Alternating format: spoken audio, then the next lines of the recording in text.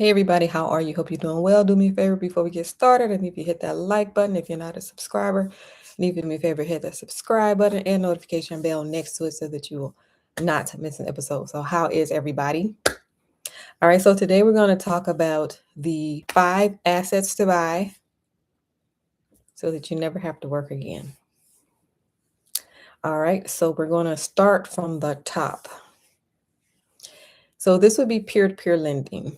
So this is the people that lend to you. For example, your lender that loans money to you for you to buy your real estate deal. So they are at the top of the food chain, peer-to-peer lending. So if you were to do something like this, either now or in the future, you would want to absolutely make sure that you don't lend anything to anybody without collateral, so that if they don't pay it back, then you would take that collateral. For example, you're loaning the money for the house. They don't pay you back, you take the house back. All right, so that is peer-to-peer lending on the top of the food chain. All right. Next, we have business. So you could either build a business or buy a business, or you could do a progression thing where you build the business first and you figure out how to do that, get that going, and then later in the future, buy a business and buy another business. But it comes down to business. So generally, if you are starting from scratch with not a lot of funds, that would be building the business until you can get it running successfully, where you would hire other people to run it. On the other hand, buying a business, generally that costs a lot of money. However, there are ways around that too, and that is through seller financing. All right. But owning a business, number 2 asset. Next, we have real estate. And real estate, I'm sure you are already familiar with. But people generally like real estate because it's a hard asset. You know it's there. It's not like paper, like stocks. It is a real asset. It's a hard asset. You get all kind of benefits when it comes to real estate. You get the cash flow, which I'm sure you are familiar with, appreciation. There are also tax breaks that you get with real estate that you don't get with other businesses. Real estate has a lot of tax breaks, tax benefits. And then also the tenant is the one that's actually paying down the mortgage over time. All right. So that is your real estate. All right. Next, we have dividend paying ETFs. Dividend paying ETFs. So there's something called the dividend aristocrats, and that is stocks that have been paying dividends for the last 20 years. Like they've always been paying dividends and it always increases. Dividend aristocrats. So there are different dividend paying ETFs that you can get into if you're interested in. So I will name a few, but this is not advice, and I personally don't have them. But I just thought it was interesting because one covers the dividend aristocrats, and that is NOBL. NOBL. It covers the dividend aristocrats. All right. One that you may be more familiar with is SCHD. That's through Charles Schwab. You may hear that more often. That is a dividend paying ETF. And so I went a little further into the dividend ETFs. So, for example, let's talk about SCHD. What is a dividend and what are they actually paying? So, they're paying you just for holding the stock. And when it comes to SCHD in particular, they pay $1.05 for every share that you own. So when you break it down, I like to have things broken down.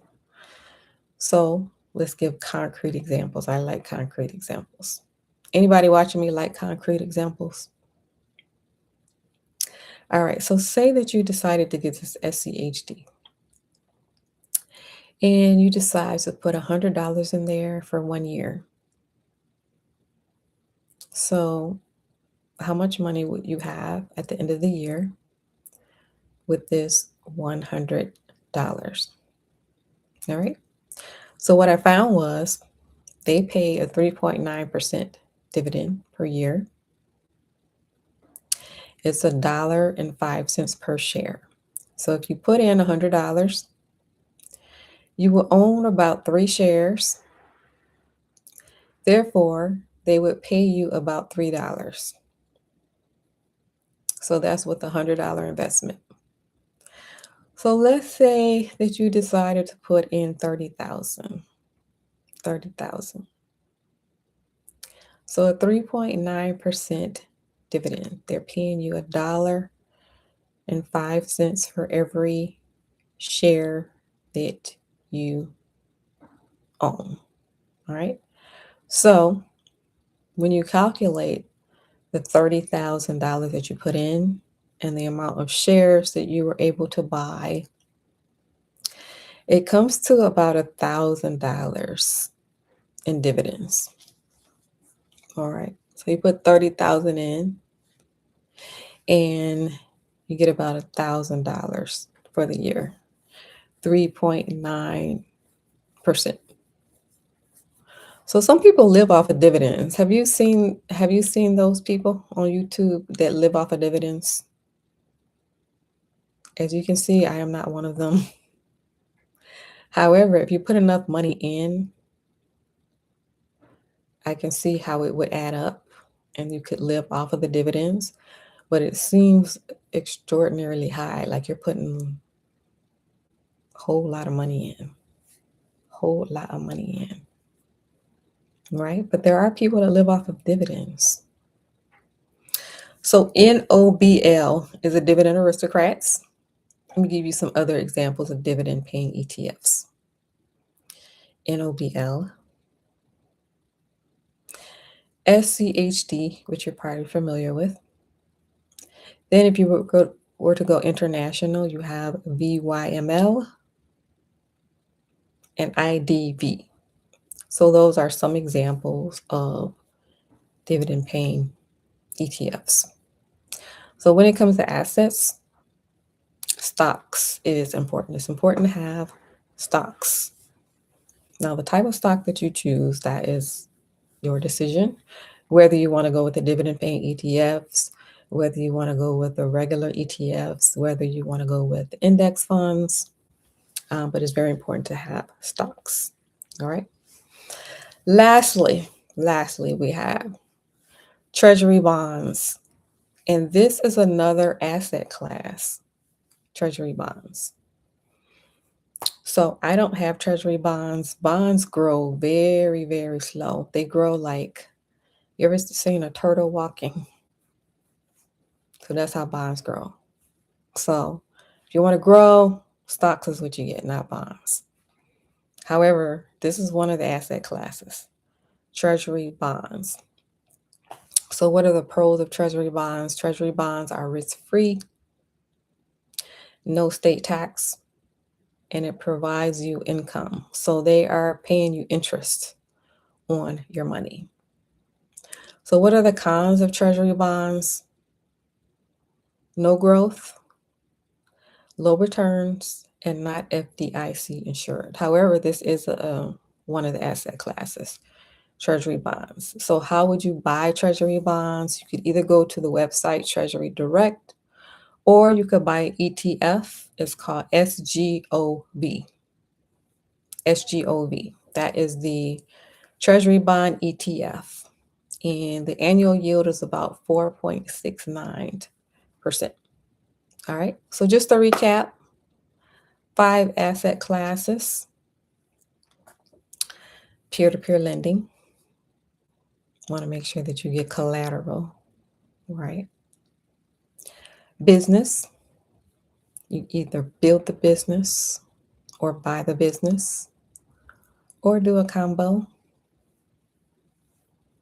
Real estate, you could either buy your own property or you can do syndication deals where you give a share of money.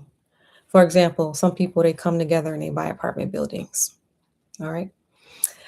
I do want to say with syndications, be very, very careful because things do happen.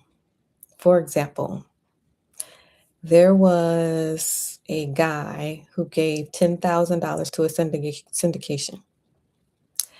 And guess what happened? Any guesses?